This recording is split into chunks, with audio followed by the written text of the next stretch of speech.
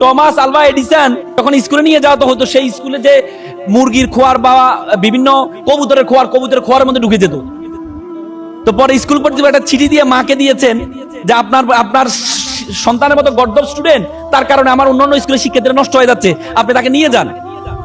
তো পরবর্তীতে মা তাকে বাসা নিয়ে আসার পরে তো ছেলে জিজ্ঞেস করলো, মা আচ্ছা বলো তো যে শিক্ষক কি লিখেছে চিঠির মধ্যে?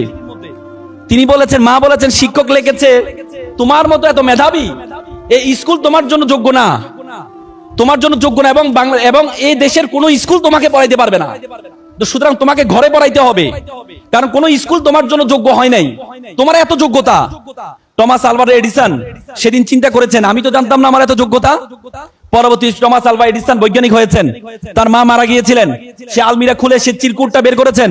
চিরকুটের মধ্যে দেখতে পেলেন লেখা আছে আপনার স্টুডেন্টের গর্দভের কারণে আমার অন্যান্য শিক্ষার্থীরা নষ্ট হয়ে যাচ্ছে।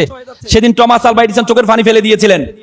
তিনি বলছেন সেদিন যদি আমার মা আমাকে ইন্সপিরেশন না দিত, সেদিন যদি আমার মা এনকারেজ না করতো, আজকে আমি টমাস আলভা এডিসন হতে পারতাম না।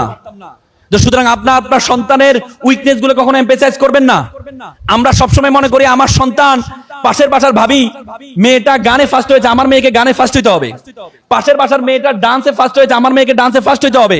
পাশের বাসার মেয়েটা পড়াশোনা ফার্স্ট হয়েছে, আমার মেয়েকেও ফার্স্ট হইতে হবে। না, আপনার মেয়ে সবকিছুর জন্য না। একবার একটা বনের রাজা সিংহ বনের প্রাণীদেরকে নিয়ে একটা প্রতিযোগিতা আয়োজন করলো। প্রতিযোগিতা হচ্ছে শিশুদেরকে নিয়ে একটা প্রতিযোগিতা আয়োজন করলো। তো সিংহ তার সন্তানকে যাওয়ার আগে বলল, বাবা তোমার বাবা বনের রাজা, তোমাকে কিন্তু প্রতিযোগিতা ফার্স্ট হইতে হবে।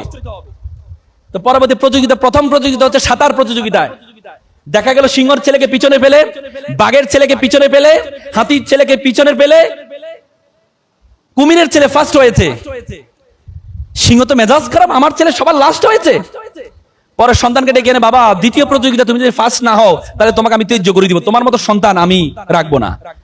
পরের প্রতিযোগিতা হচ্ছে উড়ার প্রতিযোগিতা।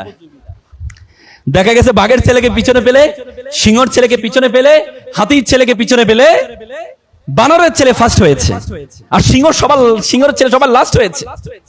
পরে সিংহ ডেকে এনে তার ছেলেকে কি করেছে? ত্যায্য করে দিল।